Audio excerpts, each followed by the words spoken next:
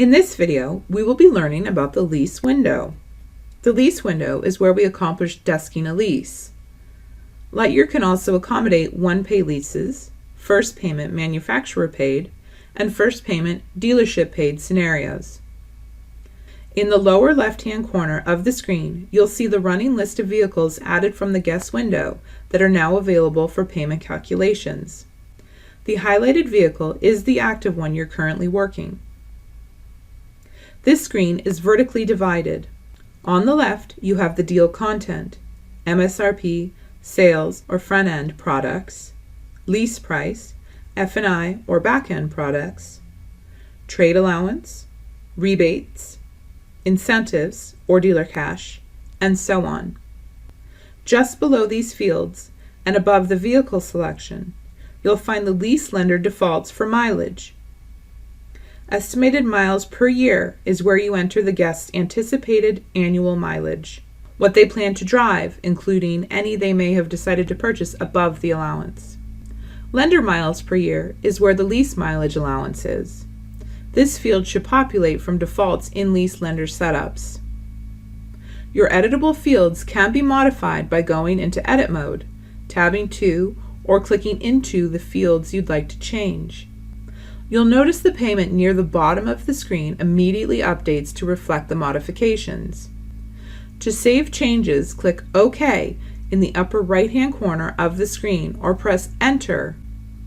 On the right side of the screen is the lease structure, lender, term, factor or rate, the dealership's buy factor or rate, residual, whether percentage or dollar amount, and so on.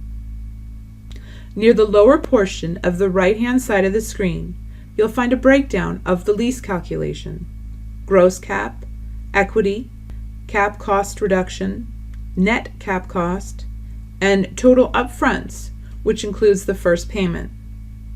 Note, you can adjust the cap reduction allocation on a per-deal basis on the Department GP tab.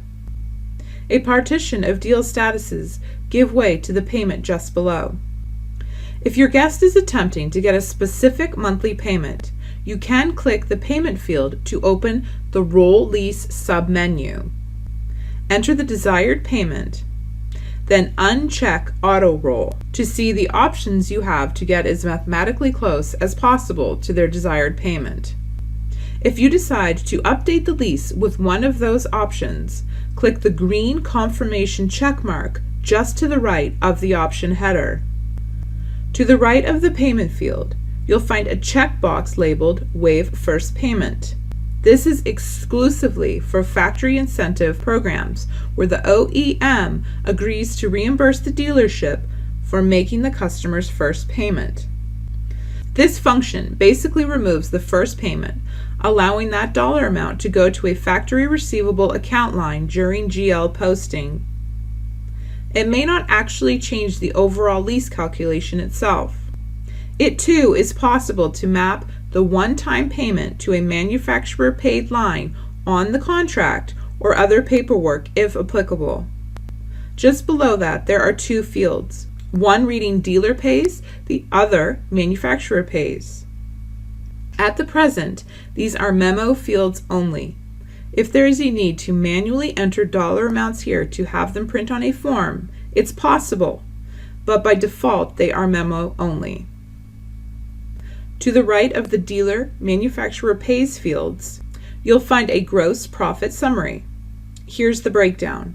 S equals sales gross, F equals F&I gross, O equals other, not sales or F&I, department gross, T equals total gross, I equals invoice amount, H equals hits, number of payments calculated on stock number, D equals days in inventory.